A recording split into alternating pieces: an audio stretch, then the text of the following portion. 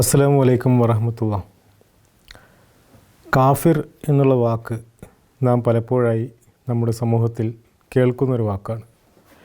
കാഫിർ എന്നുള്ള വാക്ക് ഒരുപക്ഷെ ചിലപ്പോൾ തെറ്റിദ്ധരിപ്പിക്കപ്പെട്ട ഒരു വാക്കായിട്ടാണ് കണക്കാക്കപ്പെടുന്നത്. അതായത് അമുസ്ലിങ്ങൾ കരുതുന്നത് ഈ വാക്ക് ഇസ്ലാം ഉപയോഗിക്കുന്നത്, കാഫിർ എന്നുള്ള വാക്ക് ഇസ്ലാമും മുസ്ലിങ്ങളും വിശുദ്ധ ഖുർആനും എല്ലാം ഉപയോഗിക്കുന്നത് അമുസ്ലിങ്ങളെ അപമാനിക്കുന്നതിനോ അല്ലെങ്കിൽ അധിക്ഷേപിക്കുന്നതിനോ അല്ലെങ്കിൽ അവരെ തരം താഴ്ത്തുന്നതിനോ വേണ്ടി ഉപയോഗിക്കുന്നൊരു വാക്കാണ് എന്നാണ്.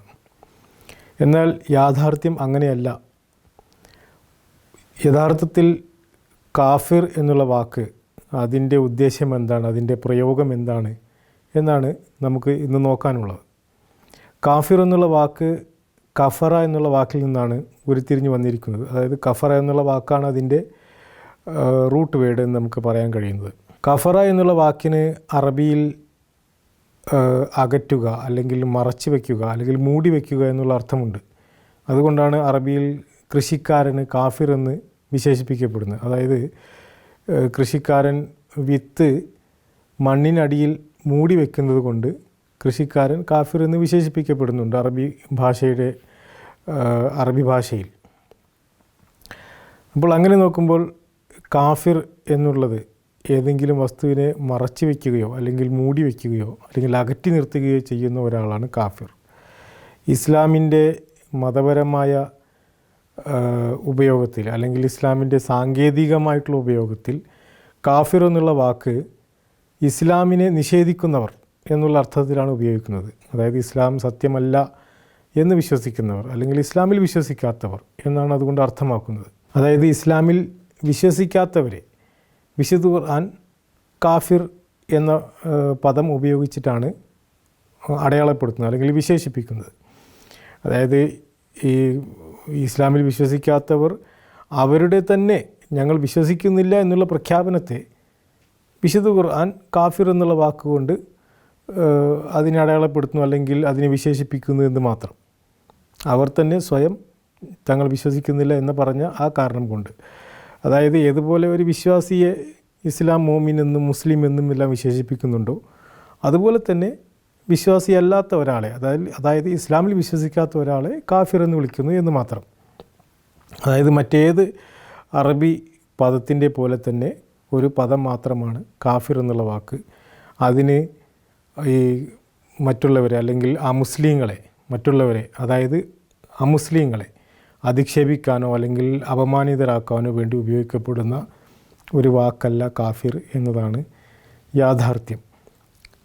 ഒരുവൻ വിശ്വസിക്കാതിരിക്കാൻ അവന് പൂർണ്ണമായ അധികാരമുണ്ട്. വിശുദ്ധ ഖുർആൻ പറയുന്നുണ്ട് ലാ ഇക്രാഹ ഫിദ്ദീൻ ഫമൻ ഷാ ഫൽയുമിൻ ഫമൻ ഷാ ഫൽയക്ഫുർ എന്നെല്ലാം. അതായത് ആരാണോ ഇച്ഛിക്കുന്നത് അവൻ വിശ്വസിക്കട്ടെ, ആരാണോ ഇച്ഛിക്കുന്നത് അവൻ നിരാകരിക്കട്ടെ എന്നുള്ളത്.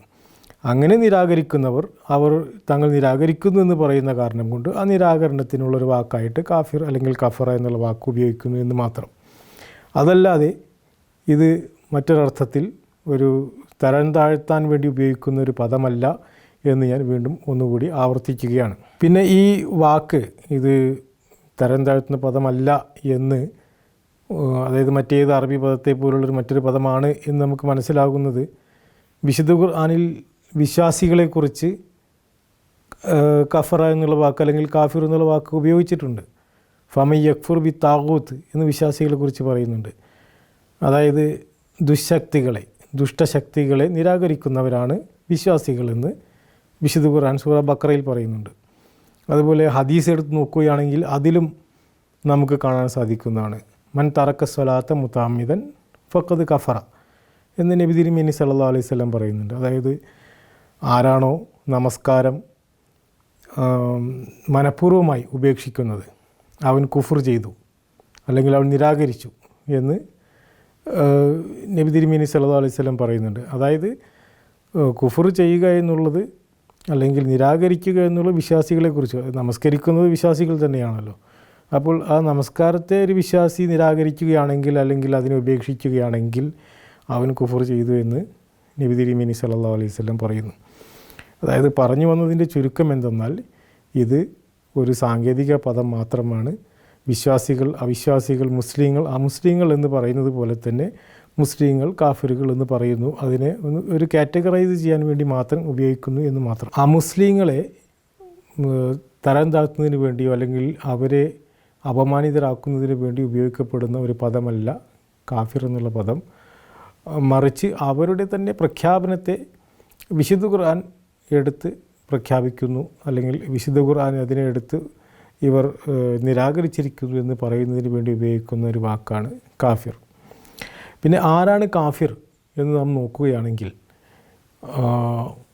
വിശുദ്ധ ഖുർആനിൽ പറയുന്നത്, അതായത് കാഫിർ എന്ന് പറഞ്ഞാൽ യഥാർത്ഥത്തിൽ സത്യം പൂർണ്ണമായി മനസ്സിലാക്കുകയും അതിനെ നിരാകരിക്കുകയും ചെയ്യുകയാണെങ്കിൽ അവർ കാഫിര്യങ്ങളാണ് എന്ന് വിശുദ്ധ ഖുർആൻ പറയുന്നുണ്ട്. അതായത് സൂറത്ത് നംലിൽ 27-ാമത്തെ സൂറത്തിൽ 15-ാമത്തെ വചനത്തിൽ അള്ളാഹു പറയുന്നുണ്ട്, സത്യം മനസ്സിലാക്കുകയും അത് ഗ്രഹിക്കുകയും ചെയ്യുകയും എന്നാൽ അവരുടെ അഹങ്കാരവും അതിക്രമവും കാരണം അവർ നിരാകരിക്കുകയും ചെയ്യുന്നു. ഇത് ഞങ്ങൾക്ക് വിശ്വസിക്കാൻ തരമില്ല, സത്യം പൂർണ്ണമായി ബോധ്യപ്പെട്ടതിന് ശേഷവും ഞങ്ങൾക്ക് വിശ്വസിക്കാൻ തരമില്ല എന്ന് പറയുകയാണെങ്കിൽ അവരെ അള്ളാഹു വിശുദ്ധ ഖുർആനിലൂടെ കാഫിർ എന്ന് പരാമർശിക്കുന്നുണ്ട്. അതും അവരുടെ ആ പരാമർശത്തെ എടുത്ത് പറയുന്നു എന്ന് മാത്രം. ഞങ്ങൾ വിശ്വസിക്കുന്നില്ല, ഇസ്ലാമിനെ ഞങ്ങൾ നിഷേധിക്കുന്നു അല്ലെങ്കിൽ നിരാകരിക്കുന്നു എന്ന് പറയുന്നതിനെ വിശുദ്ധ ഖുർആൻ വ്യക്തമായി ഒന്നുകൂടി കാഫിർ എന്നുള്ള വാക്ക് ഉപയോഗിച്ചുകൊണ്ട് പരാമർശിക്കുന്നു എന്ന് മാത്രമാണ് ഈ വചനത്തിൽ നിന്ന് മനസ്സിലാകുന്നത്.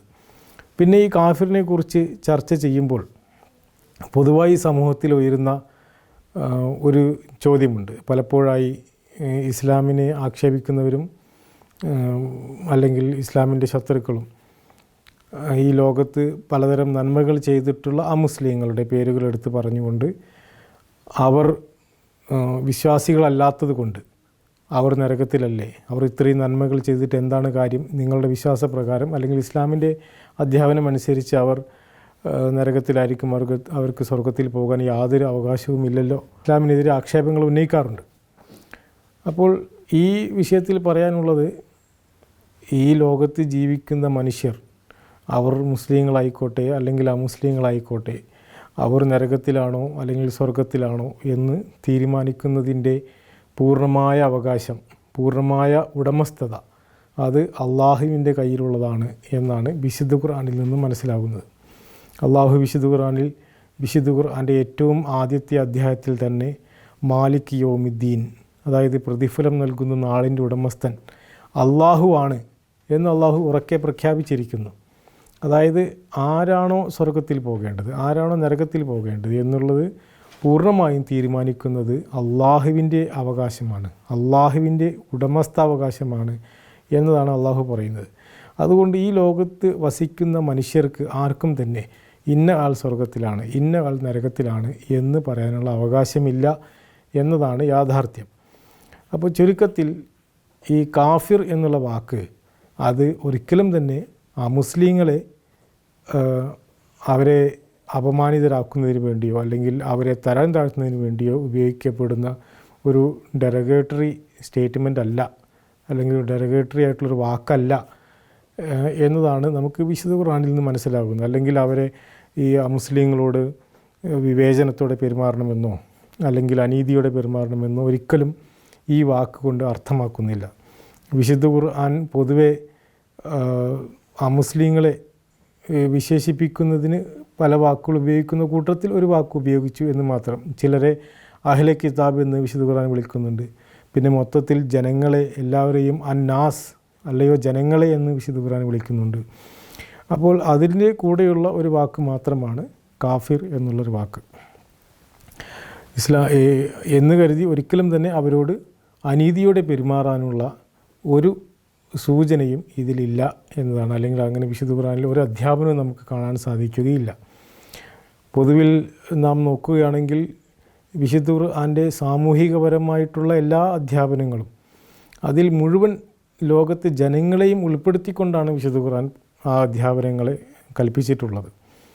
അപ്പോൾ അതുകൊണ്ട് ഈ കാഫിർ എന്നുള്ള വാക്ക് ഒരിക്കലും തന്നെ അധിക്ഷേപിക്കുന്നതിനോ മറ്റുള്ളവരെ മുസ്ലിങ്ങളെ അപമാനിതരാക്കുന്നതിന് വേണ്ടി ഉപയോഗിക്കപ്പെടേണ്ട അല്ലെങ്കിൽ ഉപയോഗിക്കപ്പെടുന്ന ഒരു വാക്കല്ല എന്നതാണ് പറയാനുള്ളത്.